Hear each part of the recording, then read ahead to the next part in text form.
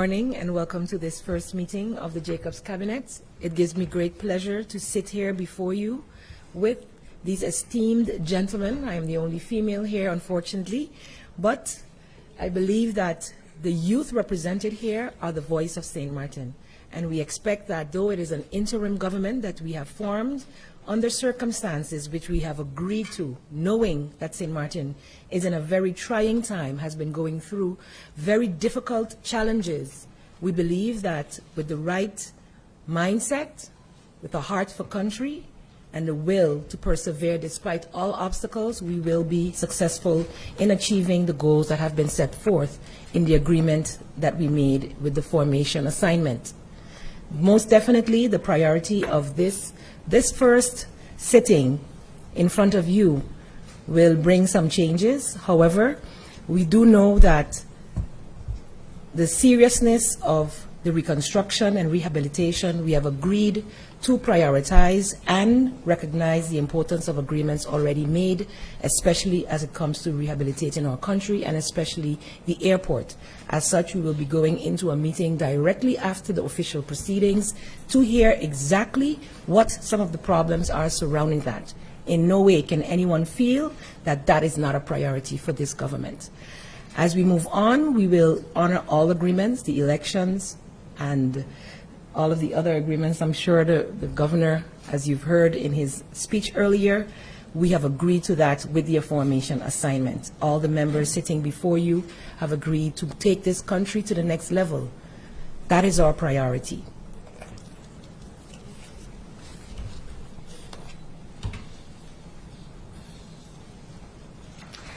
As such, that was the opening and welcome. And we move over to the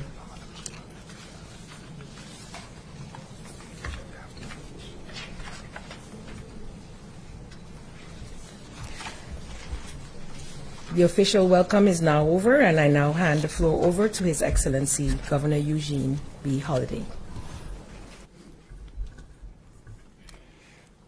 Ladies and gentlemen, good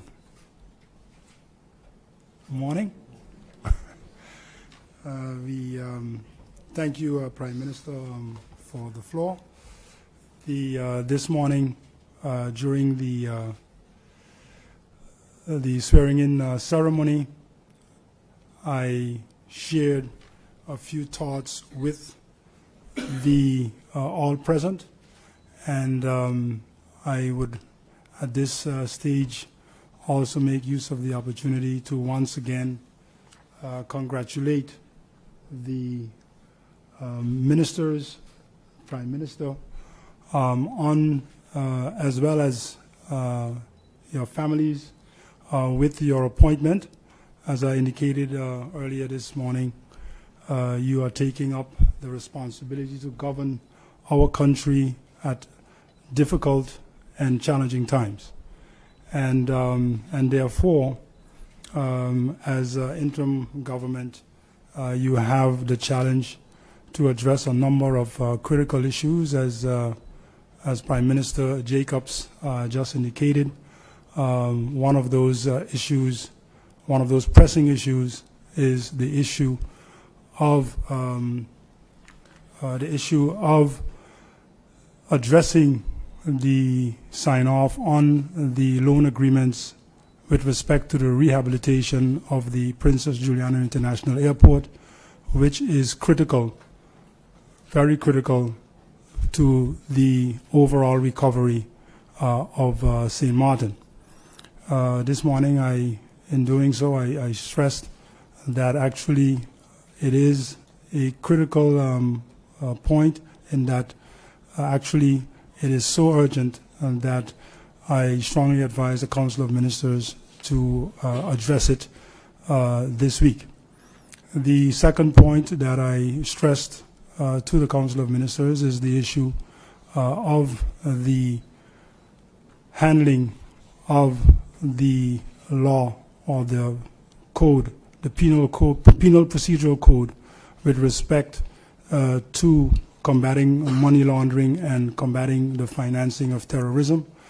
These are two very, very important issues, which I, again, and this second point also strongly urge the Prime Minister to work with Parliament to ensure that this issue can be addressed to ensure that St. Martin does not get blacklisted.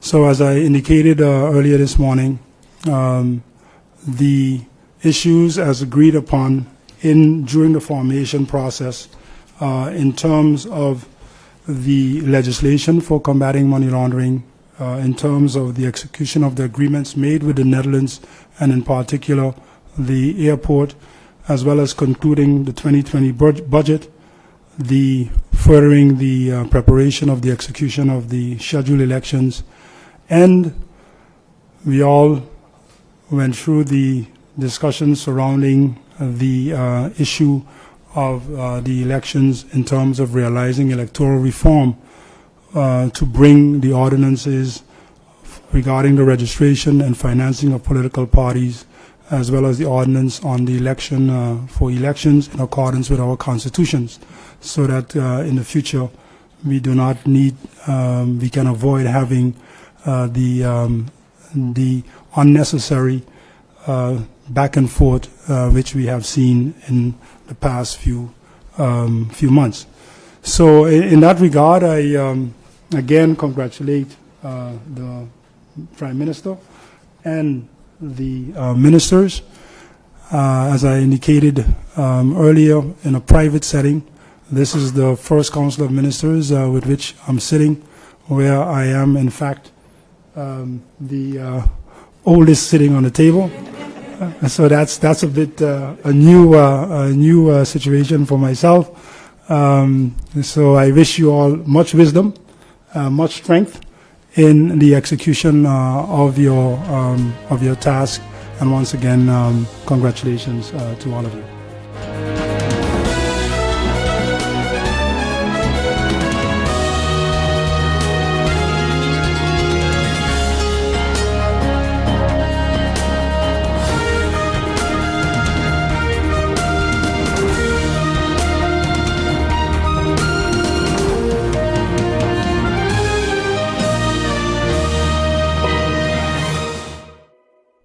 There's a reason you get up on a morning.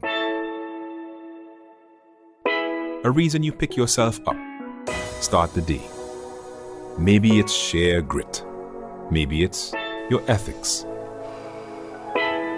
Maybe it's because you know people like you are waiting for people just like you. We all have our reasons, and for Republic Bank, that reason is you.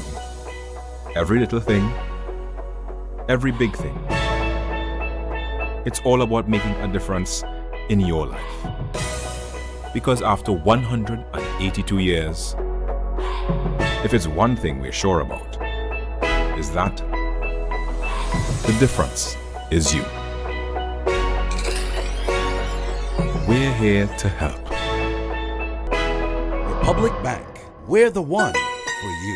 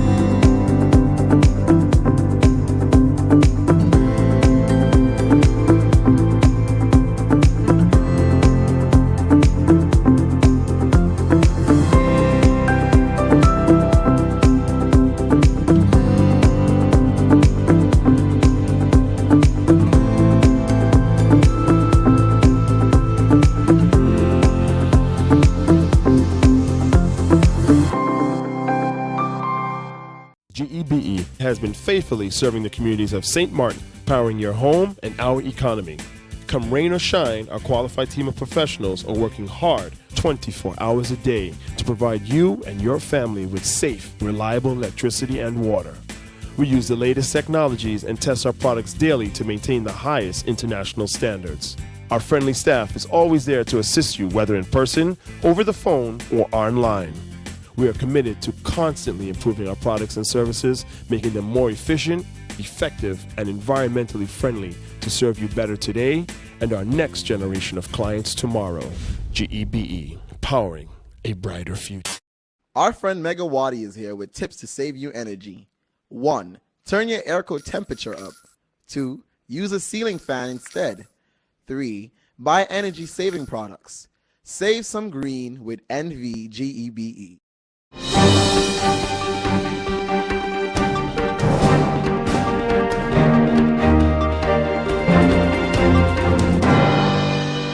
This is a law amendment that has already been vetted by lawyers. I am not coming to Parliament or to government with a motion and then have them to look at the law or have them to figure out how they're going to get this thing done. We have done the work already. This has been a work that has been out of pocket of myself, out of pocket of my family, out of pocket of my team to bring to the people of St. Martin. It was not cheap. It is a legislation that costs between $4,000 to $15,000 to get done with that amendment. That is the commitment that we have for our people. So within a year, my first day in Parliament, that law amendment, where it to lift our people out of poverty, will be submitted to the minister. And within a year, once it goes through the Rad van Advies, once it goes through the proper channels and so forth, right, comes back, and our people can start to see relief within a year. That forces government now to be able to start the program of the poverty line and look at all of the different countries in the Caribbean, our sister countries in Aruba, in Curaçao, in Holland, and how they have done it. The SAD, for instance, have started an indirect project to look to see what the poverty situation in St. Martin is. So there are companies on the island and organizations on the island that have already started it. It is up to us now as government and up to me as an elected legislator come January 9th after elections that I will make sure that within a year that legislation is passed. Now, one of the other things is that the CFT is talking about that the parliament members who reduce the salary, some civil servants, that the salary is very high, and it's able to combat all of these things that we are planning to do to help our people to get out of poverty. And they are also saying, well, if you don't do it that way, you have to raise taxes. Look, there's been a lot of discussions in the past concerning members of parliament salaries. Yeah, members of parliament salaries aren't as much higher than the minister's own, but at the end of the day, it is almost the same as what it is in the kingdom. Now, cutting my salary down, symbolically, it's a nice political stunt. But I've done the math already. Cutting the salaries down for members of parliament really and truly has no effect on the budget. The problem with our budget for St. Martin is we continue to do wasteful spending. And we have not figured out or the willingness to be able to curb certain spendings on St. Martin. If you look at certain ministries, you have one ministry that has 3, 4, 5, 6 advisors advising on the same thing. We have persons who work for St. Martin, European members, who do not pay taxes on this island, who collects their full gross of their salaries. Should we now look to go after them and make sure that they pay their fair share of taxes on the island? And so it is something nice to say that members of parliament should symbolically have their salary reduced. But if I am going to reduce my salary to be able to help a budget, which is not going to be a percent minus percent of the impact of that budget, and continue to do the constant wasteful spending in government, then it makes no sense whatsoever. I'll give you a perfect example, Mr. Ricardo. You go to the government building now and you want to get a documentation in one window, and then they tell you you need to get a census registration form. Okay, So you have to leave window A, not specifically saying it's window A, but for hypothetically speaking, you have to leave window A, go pick another number, stand up in that same long line again to be able to go to window B, to grab, to pay for a residence permit, to then have to go back and give that residence permit to window A. When you could have in your system being able to collect my money, give you my money, and then you print out in the system there, okay, this is the document that you need. So you see a lot of wasteful spending of paper in the government. You see a lot of wasteful spending of electricity. You see a lot of wasteful spending of not having proper LED lights. ACs are running on all the time. The whole place is centralized AC. You see a lot of spending of government vehicles on the road at all hours of the night. You see a lot of wasteful spending within government, period. And so at the end of the day, if we are serious with our budget, based on having that wasteful spending, one, two, finally put a proper tax structure together. We have been hearing about a tax structure from since we came in 2010. And the average, the amount, the percentage of taxes that are actually being paid on the island are less than 40% of taxes being paid on the island. What does that mean? It means 9 times out of 10, the taxman isn't coming after those big boys. The taxman is going to harass the man in Miller Region, harass the woman in Sucker Garden, harass the young entrepreneur who wants to start his work. He started his business on Monday, taxman on him on Friday afternoon. And you've seen a lot of other people that are being able to get away of taxes, and we as a population have to pay for it. I'll give you a perfect example. The AUC, the transfer of the medical university, was 100 million in taxes that they had to pay the government. Totally wiped off. Totally wiped off. Nobody talks about it. We mentioned it in Parliament in 2010, 2014 with Patrick Illich and myself, and we wanted to get to the bottom of it. And we came to realize the scrupulous or the interesting transaction or favoritism that was done. And we are saying, but if you are willing enough as government to wipe off the taxes of 100 million, that today after Hurricane Irma would have been a significant dent in taking care of our people. It would have been a stimulus package to help our elderly, to help put back their roofs on them, that we wouldn't have to be on 4 feet, down on our knees, having to sell our souls just to be able to get money to fix the airport and all of those factors. And so you're seeing a situation in St. Martin where one, there's no good proper planning on this country. 2, the social structure of this country has never been the forefront, because these issues have been going on since I was in school, and they're still going on today, which makes me realize that it's never been a priority of our government to deal with our social issues. And we are 16 square mile. 3, government has to prioritize what is important for our people. And so to say politically it is nice that members of parliament and ministers have a reduction in their salary, then you do it across the board. It's nice the SGs have a reduction too as well, because some SGs make more money than the members of parliament in its totality. But it does not fix the problem. The problem is we spend money that we should not spend.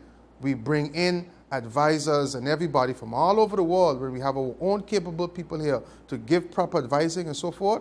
There's wasteful spending of our infrastructure in St. Martin, our road system, our road network, because it's the same company that is doing the airport. And when you land on St. Martin and that airplane land, that runway isn't bumpy. So why is our road not getting the same type of quality of infrastructural work?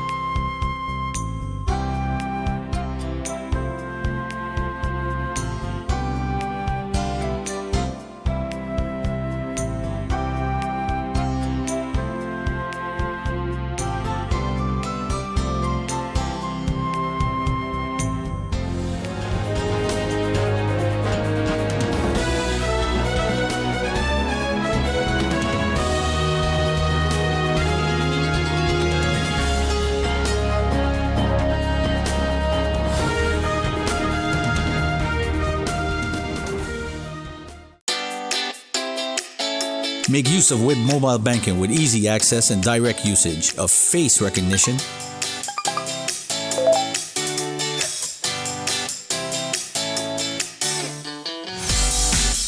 PIN code,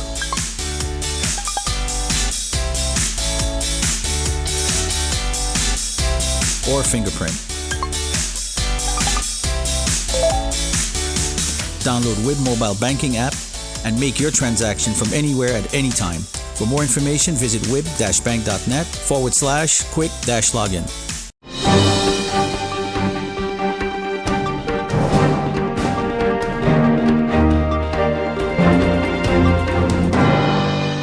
No matter what, there's only one thing that has trumped that every time, and that's producing.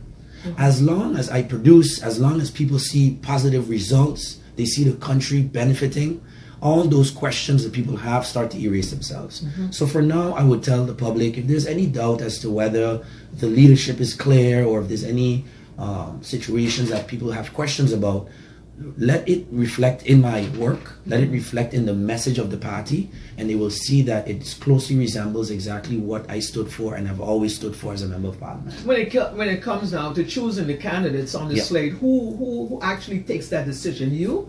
The way the structure works, so we have a board, of course, a lot of consultation with the board. Then you have a selection committee that the board appoints. We discuss and we go over the list and candidates, we interview candidates and so on. And ultimately the leader presents a proposed list to the board. We discuss, well, maybe we should do this, maybe we should move that. Okay, yeah, that's true. And you hash it out, the numbers, all of this stuff. And then the leader finalizes and signs off on the list. That's how it works. You're coming with a full slate of candidates? We're hoping so. We believe so. There's a lot of interest in the UP party. I've been approached by many people. And from different walks of life, people that have always thought about running. One thing I get a lot from people is, Rolando, I was always thinking about running. I felt like I want to serve the country, but they felt like in the past, politics was a very toxic environment or not a place that you can actually do things. And I think I've inspired, with the help of my family and everyone that has supported me, to inspire people, especially a lot of young people out there that are feeling, wow, okay, we can make a difference as a parliamentarian. You can actually affect positive change for the country. You can work hard and do things for the people. Things that some people thought were unimaginable, like getting Mullet Bay back. Right. All of these things that have sat there for so many years. Wait a minute, it can be done. So that has sparked a lot of interest, especially I think in the UP party, from the perspective of it is a party that is going to get things done for the country, period. Right. Yep. Now a lot of people are saying, so many have tried. Why do you think that you will be successful with Mullet Bay? It's basically like David going up against Goliath here. Yeah, absolutely. I mean, I've prayed a lot about this because, to be frank, a lot of people have told me, be careful. Be careful for many reasons. And I said, I will be careful, but I will not be deterred. It is something that St. Martin deserves this. It is time. I have seen Mullet Bay, its potential as a young child up until 1995 when I was 10 years old. My father used to always play golf, and we would see the resort, how many people working there. What touches me the most is when I talk to people, when this topic has come out and people say, almost with tears in their eyes, that man, my grandmother built her house on the money she made from Mullet Bay. Where I live now was built because of Mullet Bay, and these years it has done absolutely nothing. The beach, when people go there and have told me, man, I just tried to do a little event, at the beach, a barbecue or whatever. You get a permit from the government, and now security guards from the towers are coming and telling you can't be here. These type of things have hurt people. Just up until recently, last weekend, I went to Dalio Snack to talk to them, get a little update on how things have been going. And they were so appreciative of the fact that what they have been fighting for 24 years, they said no one was willing to touch. And that's the point. It's not about whether it's Goliath or David or not. But yes, we have to stand up to Goliath in this country. There's many Goliaths out there. The airport is a Goliath that we have to tackle as well. GB, the biggest Goliath is the dump. And, I have plans and environmental levy for that as well. These things, it's about time we stop saying, leave that alone. Don't go there. Don't touch that boy. Who was this one? Let's just stop everybody calm down, forget about it. Mullet Bay is now law. The Mullet Bay initiative that I brought is law, it is legal, this is going forward. So now we just have to produce and get to work. Let's look at the options. We're going to start as a commission, summoning the relevant people. A lot of people ask me as the prospective chair of the commission, will you be summoning Ansari? I said, yes, absolutely. How do you not summon the owner of the property? And that's one of the things that Inquiry can do. We want to hear from him. We want to hear his side of the story. We want to hear from Enya and everyone involved, because we need to know what really went wrong and how we can fix it and come with real solutions. And that's it, no matter the Goliath that it is. I think that's a very good description. I'm undeterred, but I think by the same way God gave David the strength to go after it, I think he has given me the strength and will and protection to do it. Do you agree that some people are saying this fight is more about your political legacy than about St. Martin, the Mullet Bay issue? I think if someone says that, I think they don't maybe perceive how much I just really love Mullet Bay and how much I just have an attachment in terms of seeing what it can do for my people. So to me, it's St. Martin's legacy. You see, when I was tourism director and I would travel to different events, one of the jobs is to go out there and meet with hotel, see if you can attract them. And the first thing, when you talk to a Hilton, a Marriott, anyone, the first thing they talk about is, what's happening with Mullet Bay? Why has nothing happened with it? So this was not something I woke up one day during postulation and say, hey, let's go after this. This is something I've been analyzing for many years.